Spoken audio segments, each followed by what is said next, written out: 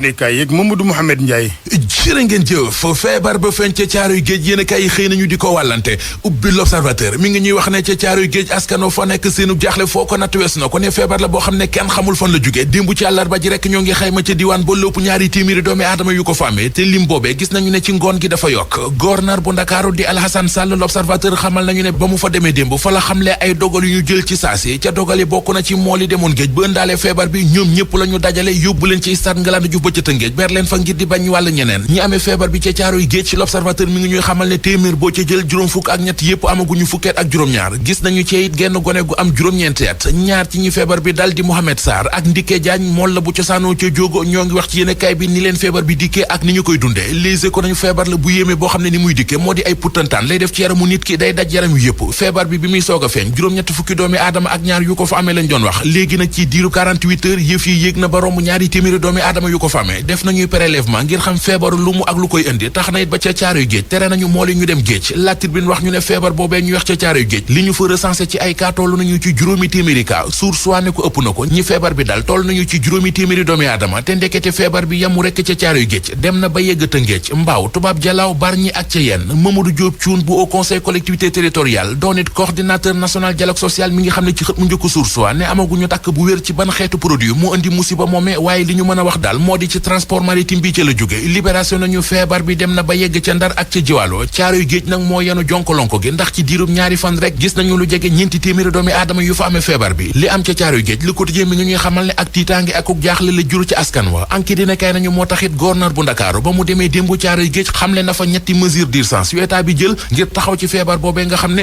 ñu bëri jàpp nañu ci géej gi lay jóge ñi jóg jël géej gi mbëkk gaali loo yi ngir dem bitim réew libération xëy nañu ci indil ay xibaar yu yéeme yëral xët mu njëkk yéenekaay bi lu mat ñaari téeméeri migrant ak juróom fukk ak juróom benn yu tàggatémbe woon ci réew Maroc ba def fa ay fan yéenekaay bi nee nañu rapatrié nañu leen ci réew mi am na ci ñoom ñetti néew Amadou François Gaye di ko dëggal ci yéenekaay bi bay wax ne néew yooyu yëpp jébbal nañu leen seeni mbokk ci Mbuur ak ca Ndar fa la ñu dëkkoon journal bi dañu waxit ne am na ñeen fukki doomi Sénégal ak juróom-ñeent yu bloqué tàggatémbe ca Dakhla ga ca Maroc dañu faa bloqué ba ñuy déparé Ndar juróom benn fukk ak ñaar la ñu woon réewum Espagne fa la ñu jëmoon ñoom it waaye dañoo dem ba biir géej yoon wa réer leen benn waay bu ñu naan Cheikh Fall di ñu wax ci libération ne ca diwaanu Ndar am na fa juróom-ñetti jeunes yu jëloon gaal gi kenn déggatul ci ñoom dara te ku nekk ci ñoom bi muy jël gaal gi bàyyi na ginnaawam jabar ju ëmb ba tiis wi am ci mbëkk mi di immigration clandestine président Macky Sall mi ñu doon xaar mu réagir ca enquête dina kay nee nañu ndax yàlla Macky réagir na démb ca ndajem conseil des ministres fa la santaane ñu taxawal ab conseil national pour insertion ak emploi des jeunes ngir taxawu ci ndawi réew mi ba ñu am liggéey ba mën a génnee seen xel ci gaal yi loo ci yu ñuy mbëkk wutali bitim réew le témoigné nañu pexe yi ñuy teg ci réew mi ngir wutal ndawi réew mi am xëy président Macky Sall mi ngi koy gën a yaatal ginnaaw DER délégation à l'entrepreneuriat rapide ginnaaw ADPME ginnaaw FONAMIF ginnaaw ANPEJ président de la république Macky Sall bëgg na cee dolli beneen mu di conseil national pour l'insertion et l'emploi des jeunes nit ku daan toppe ak di rëbbe ak di ñaq-ñaqalaate dem ba mu yàgg ñu koy topp ak rëbb ak di ko ñaq-ñaqal La Tribune nee nañu moo di Aminata Touré moom mi jiite woon conseil économique social et environnemental li ko nar a dal moo di li wala fi naan jàppkatu jaan jaana koy mujjee ak mu jëm ci politique bi mu di avenir politique am moom Mimi Touré Walf Quotidien gis na ne guddi yi ñu toll moo ngi ci ay loxom la Sénégal nañu ko yóbbu seen tug joxantey loxo diggante moom Aminata Touré ak maître Moussa Diop mi jiite woon Dakar Dem Dikk ak kii di Moustapha Diakhaté journal L'As gis ne ak alliance anti-Macky mi ngi xeeñ ci réew mi. Universel Pousse ak seen savon de Marseille créole ñoo leen doon may li ci yéenekaay yi. jërëjëf Mamadou Mohamed jërë ngeen jëf mbokk yi xibaar yi bokkoon na ci lu jëm ci barsaq gi waxtaane nañu ko démb ci conseil des ministres président Sall sàkku na ci gouvernement bi ñu gën a taral li di may gët gi muy ay contrôle ñeel bërëb bi départ yi ndaw ñeek ña leen di yëpp seen i gaal ak yeneen ca ñu yittewoo it wàllu xëyam ndaw ñi ci wàllu woowee taxawal na ci ab conseil national ci insertion ak li nga xamante ni mooy emploi des jeunes ndaw ñi ba tey ak lu leen soxal ak jéey tukkee ci mbëkk mi collectif gi ñu duppee collectif 480 ñoom ab dox lañu fas yéene amal samedi ji 15h place de la nation ngir rek fàttalikoo ko ñaanal ndaw yi nga xamante ni ñoo ñàkk seen bakkan ci yoonu géej gi juróom fukki dërëm kilo bu ca ne moom la ñu fixé njëgu gerte gi ren ci wàllu campagne gi ndorte gi ñeel njaayam gerte gi 23 novembre lay doon altine ji di ñëw loolu bokk na ci dogal yi tukkee ci conseil des ministres fanweeri dërëm ci wàllu taxe bi di la ñuy teg nepp taxe ñi nga xamante ni ñooy koy exporté jaay bitim réew gerte gu nu xolli gi loolu lépp nay dogal di lu béykat yi rafetlu jàngoro ju yéemee gum fi léegi résultat yi di génn yu mujj ya ñeel joojee jàngoro yi ca njëkk a génnandi nag nee na du Ebola du corona ñu ngi wéyal kon gëstu yi ci Institut Pasteur fu ci mel ni ak tukki mi ci anam yu dëppoowul ak yoon président Macky Sall ci conseil des ministres démb àdduna ca sàkku ñu gën a daal di dëgëral may gët gi ci bërëb yi gone yi demee naka noonu ñu leen di yëpp ci Sénégal waaye it gën a yittewoo lu jëm ci wàllu xëyum ndaw ñi fexe ba lu jëm ci cartographie maanaam tëralin ak xarkanamuk ñi taxaw di wër liggéey ci réew mi na mu demee woon ñu daal di ko gën a yeesal ngir gën a xam dëgg luy soxla yi ci wàllu woowee muy emploi ñeel ndaw ñi ci wàllu woowu it ba tey ñeel gune yeeg seen dem gi ci anam yu dëppwul ak yoon collectif 480 dinañ amal ab dox boo xamante ni dañu koy def ci sellaay ci samedi ji lay doon ngir rek daal di ñaan way dawlu yi ci wàllu géej gi sunu borom subhaanahu wa taala xari leen aljana wàllu mbay mi ren kilogramme gerte gi njëkk la état Sénégal ak ñi nga xamante ni yëngu ci wàllu woowu seen ñaa ñu ngi ko daal di fixé ci juróom fukki dërëm kilo bu ca ne di kon lu ëpp ñeent fukki dërëm yu daaw yëwoon ci wàllu opération bi ñeel njaayam gerte gi nag 23 novembre bii di altine ji ñëw lay daal di tombali wàllu xibaar bokk na ci it jàngoro ju yéeme ci caaxoy géej résultat yi nga xamante ni ñoo waddandi nag wane na ni dara jotalewu ko jàngoro jooju ak lii di corona ak Ebola terewul waa kër docteur a ngi wéyal gëstu yi ba xam lu waral jooju jàngoro fu mel ni jiwaaloog ndaayaan it naka noonu am na fa lu feeñ ne jàngoro ñu njort ne moo ko li génn caaroy géej ngeen baal ma lu ci mën di am kër docteur a nga ca ngir xam ban jàngoro la ak lu koy mën a dakkal na mu gën a gaawee ci askanu Sénégal ci technique bi Aliou Ba.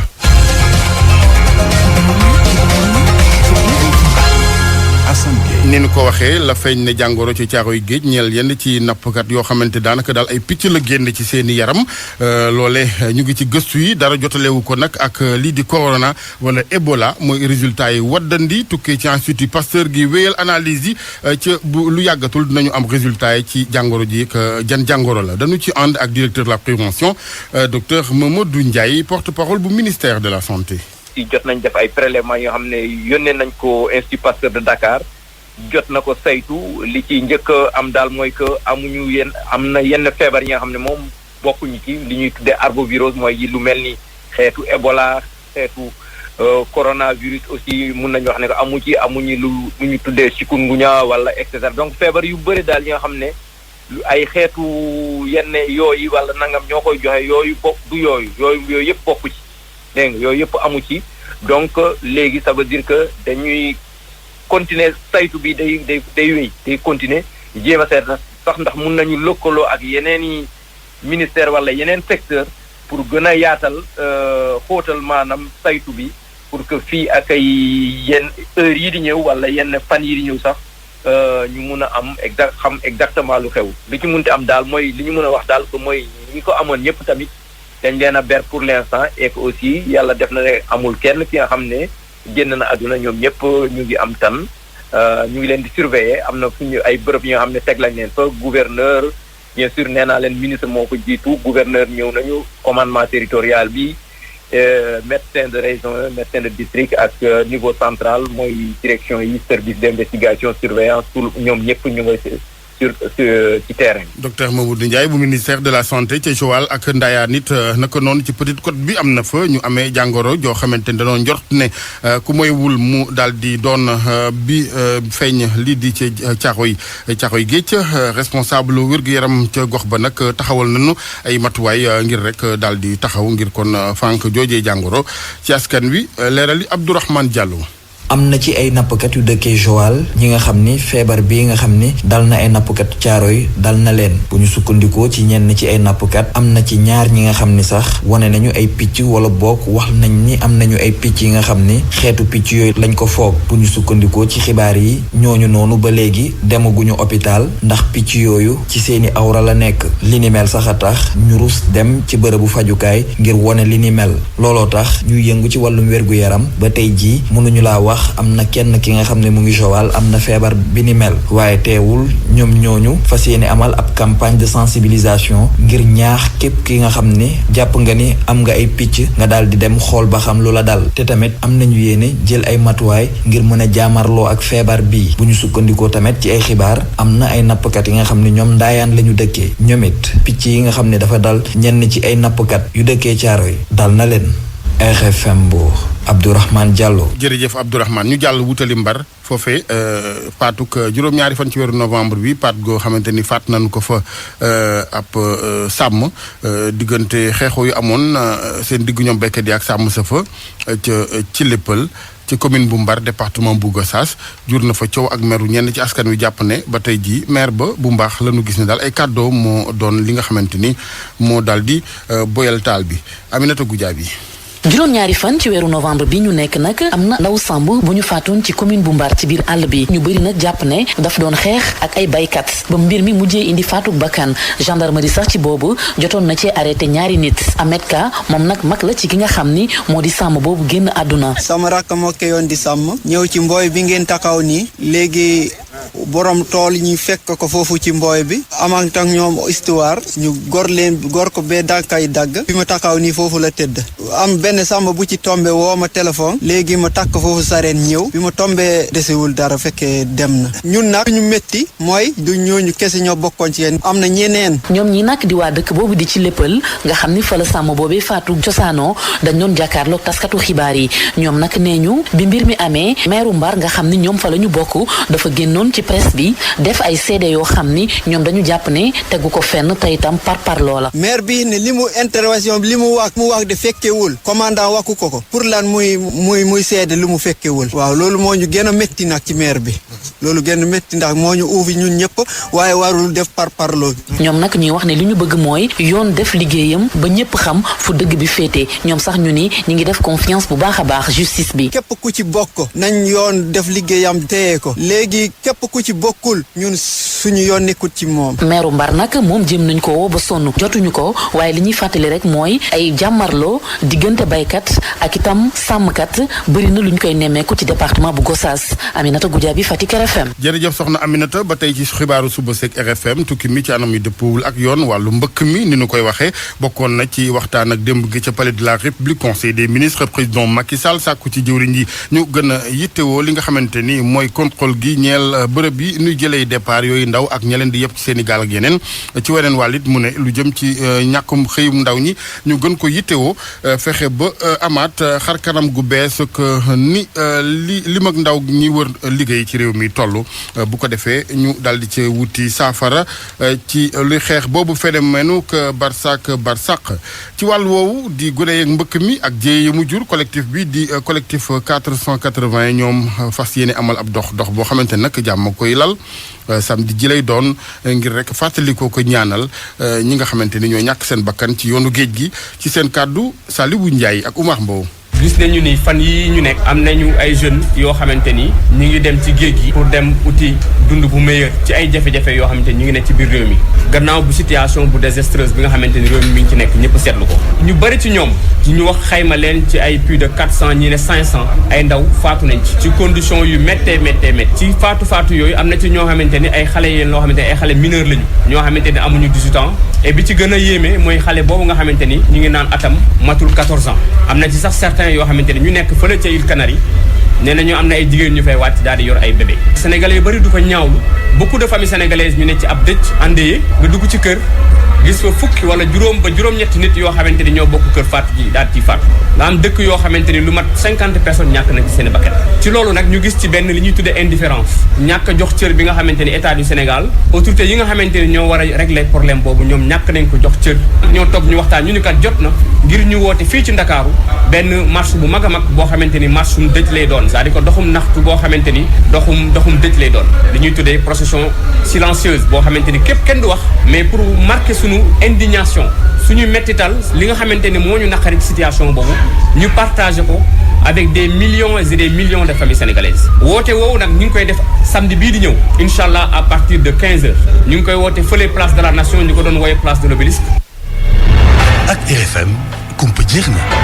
ñu waxtaanee campagne gu njaayum gerte gi ren njëglu gerte gi kilo ba ñu ngi ko daal di fixé ci juróom fukki dërëm fukk yu ca tegu kon bu nu ko méngalee ak njëg la woon daaw di ñeent fukk kon campagne bi ren kilo gerte gi ñu ngi ko fixé juróom fukki dërëm mu ngi démarré 23 novembre 2020 xibaar tukkee ci ministre bi ñu dénk wàllu mbay mi professeur Moussa Baldé baykat yi rafetlu ko lool Oumar Mbow. njëgu kilogramme gerte gi xam nañ ko juróom fukki dërëm mooy njëg bi njiitu réew mi dogal di xamle jawriñ bu ñu dénk mbay mi Moussa Baldé. Le prix officiel du kilogramme d'arachide pour la campagne à venir est fixé à 250 francs. président de la république ba muy jël réew mi kilogramme gerte gi mu ngi ko fekkoon ci fanweer léegi jamono ji yóbbu na ko ba ci juróom fukk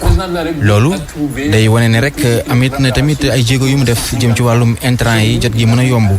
kon njëgu gerte gi bu doon ne benn la président de la république yóbbu na ko ci ñaar bu fekkente ni xool nañ ko tamit ni daaw njëg li tamit am na yokk-yokk boo xamante ni gis nañ ko ci kon ngir ñu suqali réew mi faw ñu suqali li ñuy wax monde rural di maanaam mbay mi looloo tax ba président de la république yokku njëgu gerte gi. Cette frange la plus importante du Sénégal émerge et je pense que ça c'est un pas important. kilogramme gerte gi daaw ñaari fukki ak ñaari dërëm la woon ren nag bu fekkente ne dafa yéeg ba juróom fukki dërëm baykat yi dañ koy rafetlu bi ñu sukkandikoo ci Cheikh Tidiane Cissé secrétaire général des agriculteurs du bassin arachidier. vraiment loolu dinañ ko mën a accepter li ñu ci bëgg a wax daal nga xam ne vraiment dina nekk suñu njëriñ nañ libéraliser marché ba nga xam ne képp kuy jënd dina ñëw jënd. bu boobaa dégg nga maam yaakaar nañ ne danañ mën a am plus que sax 250 parce que xam nga ne Covid bi laal nañu ba nga xam ne vraiment su ko libéraliser danañ mën a rattraper dégg nga maam ci jafe-jafe yi ñu amoon. baykat yi xeex ren ba ñu yëgal njëgu gerte gi Cheikh Tidiane Cissé jàpp ne dañoo gagné combat bi nga xamante ni yàgg nañ koo sumb. Omar jërëjëf lu jëm ci taxe ci ñi nga xamante ñooy jaayi gerte gi bitim réew nag gerte xolli gi maanaam kemb gi ngir sekke nag njaween yi jàppale ni kilo bu ca nekkoon juróom-benn dërëm mooy taxe ba nu cay teg ci kilo gerte gi di kemb gi maanaam bu nu xolli ba noppi. ñu dem ba Kaffrine ak wàllu li nga xamante ni mooy mbayum ba tey ak jéye ji ndax ñu fa yëngu ci wàllu mbay mi dugub geek mboq mi da caa am ñu nattu dab maanaam lakk goo xamante ni daanaka dafa def ab dóom seen ngóob moomee bu nu sañoon ak taxawu ci kilifa yi ñu dem Kaffrine ak Oumar Ndiaye.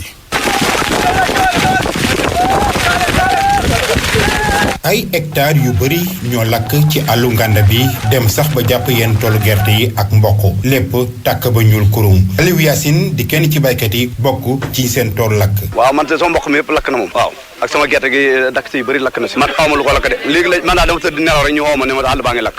waaw ma ñëw ni daal fii juróom-benn hectare laa fi defoon fii nii waaw lépp tàkk na. daay gi ñaari waxtu ci bëccëg la tàmbali ba juróom-benn waxtu ci ngoon waaye waxambaane yi nekk ci nganda ñoo mujj takkaayu dagg ay xobirat ngir fay lakk gi. bant yi la ñu ko fayee ko te instant lii nii mënut fay daay. da ngay gis nañ fii ay jeunes rek a fi nekk ñaari toolu teelu gerte takk leen ak ñaari toolu mboq ci yoo xam ne toll na ci boo évalué day mat 21 hectares te loolu 14 hectares gerte ak 18 hectares mboq da ngay gis ne kon lii ñun askan wi seen nganda à chaque fois ñun ñooy mobiliser wu da ngay xool lii jeunesse bi la tey bu fi jeunesse bi nekkutoon àll bi dafay jeex ba dugg ci biir dëkk bi ñun nag président sonn nañu. moo waral nag jamono ji ñuy sàkk ci nguur gi mu taxawal leen fii ab poste bu sapeur pompier. daaw amoon na ren tamit gis ngeen yéen a ko teewee vraiment ñun askan wi sonn nañ rawatina arrondissement de Katakel. ñu ngi ñaan poste de sapeur pompier vraiment ñun mérité woon nañ ko da ngay gis ne à chaque fois ngànd ak alenturam rek ñooy am problème Macky Sall ñu ngi lay ñaan bu dee yaa ngi ñu dégg. daay yi nag day faral di takkarnaase jamonoy lool li fii ci diwaanu Ndoukoumane te li ci gën a doy waar mooy gerte gi ak dugub ji rawatina mboq mi lépp nga ci àll bi rax ci dolli ñax mi tàkk ci àll bi te jur gi moom la ñuy dundee. Kaffrine Omar Ndiaye RFM. jërëjëf Omar. wàllu xibaar bokk na ci xew bi jëm tey jii ci teg ci toogu bi président Idrissa Seck ne njiit lu bees bu conseil économique social environnemental fàttali ne ay bés yu ñu génn la fa daal di wuutu soxna Aminata Touré moom Idrissa Seck kon tey bu 10 heures dinañ ko teg ci toogu bi ci teewaayu membre yu conseil économique social environnemental ak kilifa yeneen nay invité directeur général bu SONES moom Charles Fall di dem nimiku ji Kër Momar Sarr jëm ci wàllu usine KMS 3 ga fa KMS 3 ne ci njeexite daanaka ñeel liggéey boobe dina fa teew ci wàllu ndaje yi délégué de quartier association consommateur yeeg yeneen ci googeek ngan muy amal moom njiital SONES tey ji ca Kër Momar Sarr.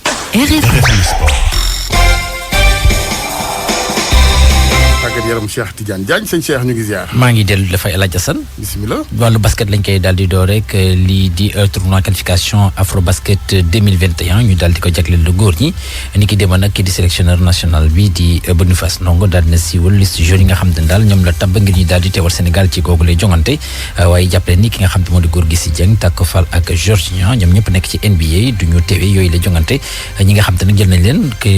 kenn ki di Clévin Hana moom nag poste meneur la daal di nekk ci Espagne ànd ak Alcali Ndour bu AS Douanes Assane Sy bu Bandol Basket Club foofule ca France ci poste arrière Luis Adams bu AS Douanes Makhtar Gueye ailier la ànd ak Mbaye Ndiaye Mohamed Faye Amar Sida Pape Moussa Diop ailier fort yi Maurice Ndour la Ibrahima Fall Faye pivot yi Youssou Ndoye ak itam Pape Abdou Badji Pape Malick Dim ñoom nag bokk nañ ci joueurs yi nga xam te daal ñoom lañ daal di tabb ngir ñu daal di teewal Sénégal ci googule jogante 14 lañ waaye laata ñuy dem nag foofule ci Rwanda dañu daal di kon bokk teggi ñaar ba mu des fukk ak ñaar joueurs yi nga xam te ni ñoom nag ñooy daal di teewal Sénégal gannaaw nag ñu daal di am seen résultat test Covid yi nga xam te ni dana ko amal ñaari fan laata sax ñi door maanaam laata ñuy jóge fii nii daal di wutali Kigali di capitale bu Rwanda jàppale nag joueurs yi ak staff bi danañu tase foofule ca Rwanda niki dimanche altine itam danañ daal di amal li nga xam te ni daal dimanche ak altine laata ñuy door gile tournoi ñaar fukki fan ak juróom jàpp ñaar fukki fan ak juróom-ñeent lañ ko fas yéene jeexal Sénégal nag ci groupe B bi la daal di nekk ànd seek ñi nga xam te ni ñoo di waa Kenya ñoom danañ daal di jongante sax le 25 ñaari match bi suñu digg ak Mozambique le 26 ba ca des suñu digg ak Angola le 27 novembre ñu daal di waxtaanee wàllu làmb ak dogal yi nga xamante ni CNG bu bees bi daal dina ko jël ngir kon bokk wone boppam ci yenn yi nga xamante daal bëgg nañu xëy na mu daal di soppeeku ci njiitalu Ibrahima Sène mi nga xamante ni daal moom moo leen di daal di diriger ñoom gannaaw seen réunion hebdomadaire doon itam seen réunion bu njëkk bu ñu jot a amal ni ki démb jàpp leen ni jël nañoo dogal itam daal di wàññi njëgu licence promoteur yeeg ñi nga xamante ni ñoom ñoo di lutteurs yi dañ siy daal di déglu Abdou Lahat Ndiaye nag moom moo di porte-parole adjoint bu CNG bu lutte ñu déglu ko ci micro suñu ndaw bu ñu togal ca banlieue ba di ndongo ka